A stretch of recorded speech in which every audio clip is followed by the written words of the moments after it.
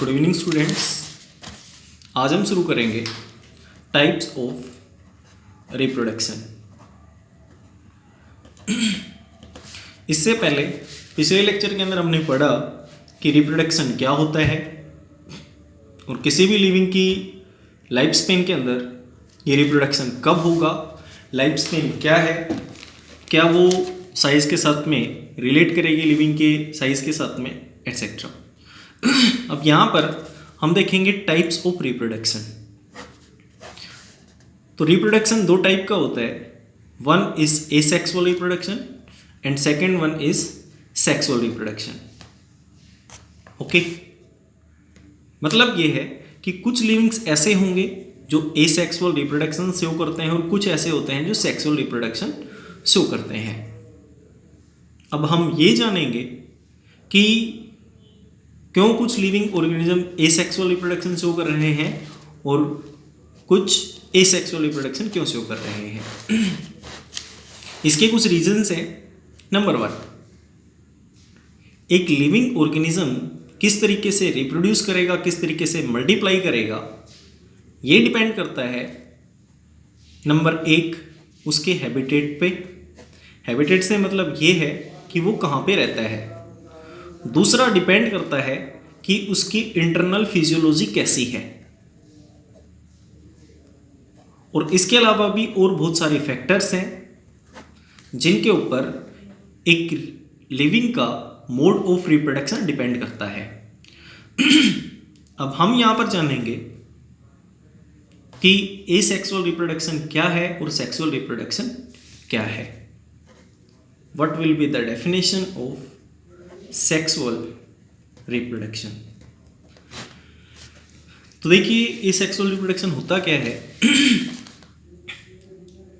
Number one, asexual reproduction के अंदर सिर्फ सिंगल पेरेंट की रिक्वायरमेंट होगी। एक अकेला पेरेंट एक लिविंग को बर्थ करेगा। Number two, there will be no fusion of gametes. मतलब ये है कि यहाँ पर किसी टाइप के जो गैमेट्स हैं अपोजिट सेक्सेस के, वो एक दूसरे के साथ में फ्यूज नहीं करेंगे। ये आप जानते हो कि दो टाइप के गैमेट्स होंगे, एक होता है मेल गैमेट और दूसरा फीमेल गैमेट। यहाँ पर इन फीमेल गैमेट्स का किसी टाइप का जो फ्यूजन है वो नहीं होगा। नंबर थ्री, एसेक्सुअल रिप्रोडक्शन के थ्रू जो नया ऑफस्प्रिंग प्रोड्यूस होगा वो ऑफस्प्रिंग जेनेटिकली और मॉर्फोलॉजिकली एकदम पेरेंट के जैसा होता है। इस वजह से एसेक्सुअल रिप्रोडक्शन के अंदर जो यंग वन प्रोड्यूस होगा उसको बोलते हैं हम clone. Number four, asexual reproduction के अंदर किसी टाइप का जो मियोसिस है गैमीट फॉर्मेशन के लिए नहीं होता है। और इसके अलावा और कुछ फीचर्स हैं वो हम आगे देखेंगे। एसेक्सुअल रिप्रोडक्शन के कुछ दूसरे नाम और हैं, जैसे एगैमेटो जेनेसिस या फिर एगैमोजेनेसिस एटसेट्रा। ठीक है। अब अगर एसेक्सुअल रिप्रोडक्शन को डिफाइन करना हो तो इसकी डेफिनेशन ये होगी, रिप्रोडक्शन का वो मोड जिसके अंदर एक सिंगल पेरेंट एक ऑफस्प्रिंग को बर्थ करेगा without the fusion of gametes. That process और that mode of reproduction is defined as asexual reproduction. अब एसेक्सुअल रिप्रोडक्शन के अंदर बार बार पूछा जाता है कि क्लोन क्या है। ठीक है। अब ये जो क्लोन है वो सिर्फ एसेक्सुअल रिप्रोडक्शन के अंदर होगा, सेक्सुअल रिप्रोडक्शन के अंदर किसी टाइप का जो क्लोन है वो प्रोड्यूस नहीं होता है। देखिए इसका मतलब क्या है। सपोज ये हमारे पास एक पेड़ है, ठीक है, और इस पेड़ की स्टेम हमने ली, यहाँ से इसको कट किया और कट करने के बाद में हमने इसको कुछ इस तरीके से सोइल के अंदर लगाया। ठीक है। यहाँ पे ज़रूरी नहीं है कि इसकी हम रूट्स लें, ठीक है, सीधा हम इसको लगाएंगे, इसको कुछ इस तरीके से लगाएंगे हम। तो इसके बाद में यहाँ पर धीरे धीरे रूट्स निकलेंगी और रूट्स निकलने के बाद में आपका जो नया पेड़ है वो बनेगा। अब ये यहाँ पे जो नया पेड़ है और इधर ये जो पेरेंट है, इनकी जेनेटिक्स और इसके अलावा इनकी जो मोर्फोलॉजी है, means genetic makeup and their outer structure, ठीक है, जो स्ट्रक्चर हमें दिखाई दे रहा है उसको बोलते हैं हम उसकी मोर्फोलॉजी। तो मतलब ये दिखने में भी सेम होगा और इसके अलावा इसकी जो जेनेटिक्स है, मतलब यहाँ और इस पेड़ के अंदर जो जीन्स है वो सेम है, ठीक है। तो एसेक्सुअल रिप्रोडक्शन के अंदर जो जेनेटिकली और मोर्फोलॉजिकली सेम ऑफस्प्रिंग होगा उसी को बोलते हैं हम क्लोन, ठीक है। बट ये भी हम देखते हैं कि कभी कभी जो मोर्फोलॉजी है उसके अंदर थोड़ा बहुत डिफरेंस आ सकता है, ठीक है। उसके आने का कारण है कि इनके बीच में जो म्यूटेशन है वो हो सकती है, ठीक है। इवोल्यूशन प्रोसेस आप आगे पढ़ोगे तो वहाँ पे आपको समझ में आएगा, ठीक है। तो ये तो था हमारे पास एसेक्सुअल रिप्रोडक्शन की रिप्रोडक्शन का वो मोड जिसके अंदर सिंगल पेरेंट रिक्वायर्ड होगा और वो सिंगल पेरेंट गैमेट्स की फ्यूजन के बिना एक ऑफस्प्रिंग को बर्थ करेगा जो जेनेटिकली और मोर्फोलॉजिकली एकदम पेरेंट के जैसा होता है। This is the asexual reproduction. अब इस एसेक्सुअल रिप्रोडक्शन के कभी कभी कुछ कैरेक्टरिस्टिक्स पूछे जाते हैं। तो इन कैरेक्टरिस्टिक्स में पहला है कि सिंगल पेरेंट की रिक्वायरमेंट होगी, किसी टाइप का फ्यूजन गैमेट नहीं होगा, जेनेटिकली और मोर्फोलॉजिकली जो यंग वन है वो सेम रहेगा। Number 4, there will be no meiosis और माइटोसिस आपने पढ़ी होंगी। Number 6, this is the faster mode of reproduction, मतलब ये है कि रिप्रोडक्शन के थ्रू हम बहुत सारे जो नए यंग वन है बहुत फास्टली प्रोड्यूस कर सकते हैं। Number 7, there will be no variation, मतलब ये है कि एसेक्सुअल रिप्रोडक्शन के अंदर किसी टाइप का जो वेरिएशन है वो नहीं आता है, बट सेक्सुअल रिप्रोडक्शन के अंदर ये वेरिएशन आता है। इसको हम आगे समझेंगे, ठीक है। और यहाँ पर किसी टाइप का जो गैमीट है, जाइगोट है, उसकी फॉर्मेशन भी नहीं होगी। जाइगोट आप जानते हो, जब मेल और फीमेल गैमीट्स एक दूसरे के साथ में फ्यूज करते हैं तो पहला जो डिप्लॉयड सिंगल सेल्ड ऑर्गेनिज्म है उसको हम जाइगोट बोलते हैं, और इसी जाइगोट से एक पूरा जो नया ऑर्गेनिज्म है सेक्सुअल रिप्रोडक्शन के अंदर वो प्रोड्यूस होता है। तो ये तो था हमारे पास एसेक्सुअल रिप्रोडक्शन। उसके बाद में इस एसेक्सुअल रिप्रोडक्शन को पेड़ों के अंदर बोला जाता है वेजिटेटिव प्रोपगेशन, ठीक है। एसेक्सुअल रिप्रोडक्शन को पेड़ों के अंदर हम बोलेंगे वेजिटेटिव प्रोपगेशन। अब यहाँ पर इसको वेजिटेटिव प्रोपगेशन क्यों बोला जाता है? देखिए, किसी भी पेड़ के अंदर कुछ पार्ट्स होंगे। पहला होता है रूट, दूसरा होगा स्टेम, तीसरा होगा लीफ और फोर्थ वन इज फ्लावर, ठीक है।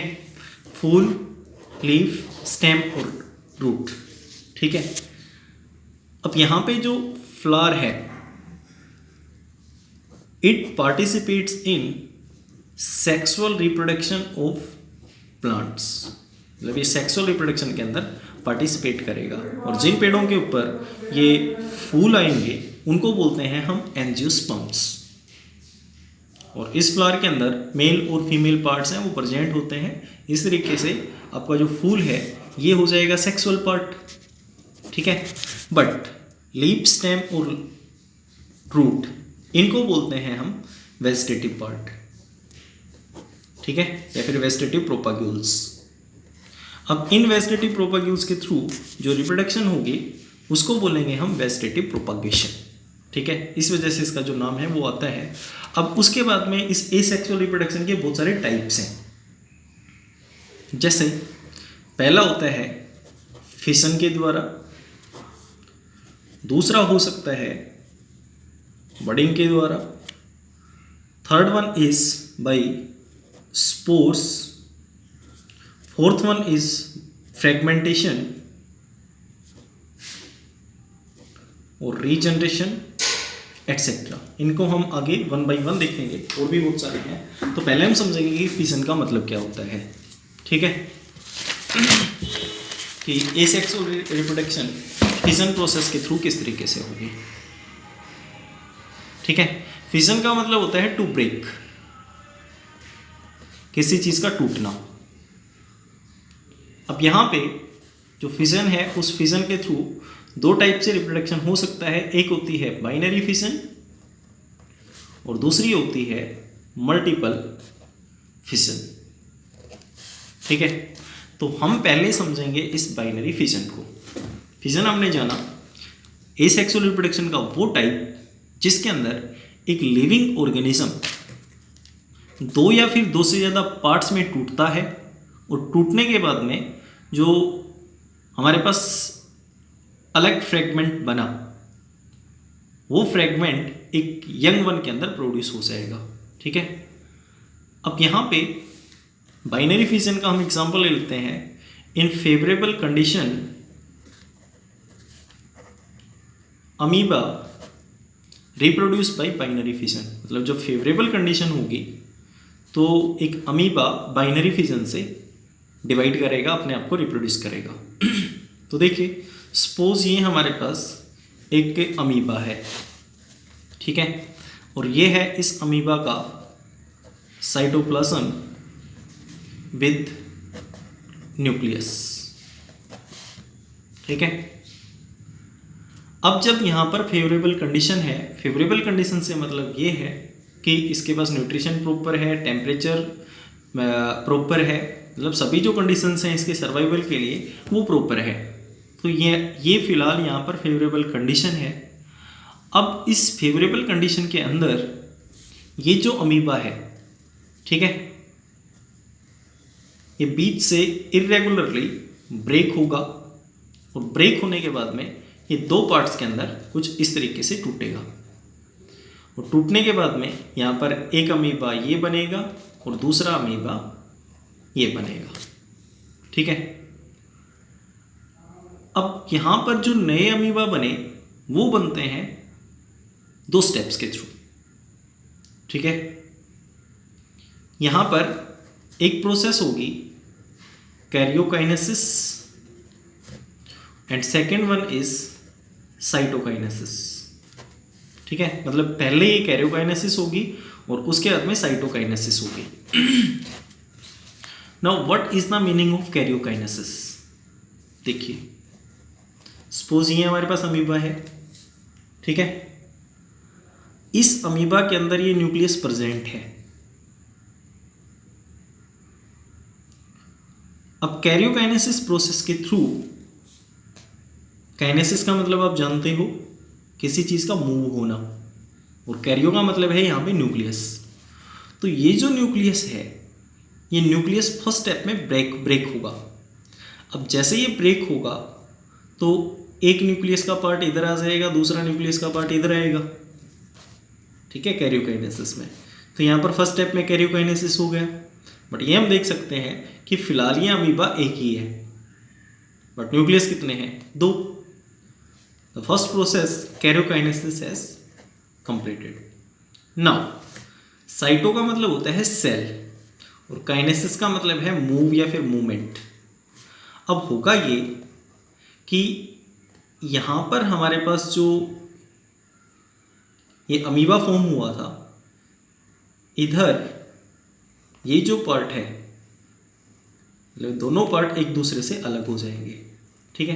तो इस स्टेप में एक अमीबा ये बन गया और दूसरा अमीबा ये बना। This is the binary fission. Binary fission सिर्फ फेवरेबल कंडीशंस में होगी।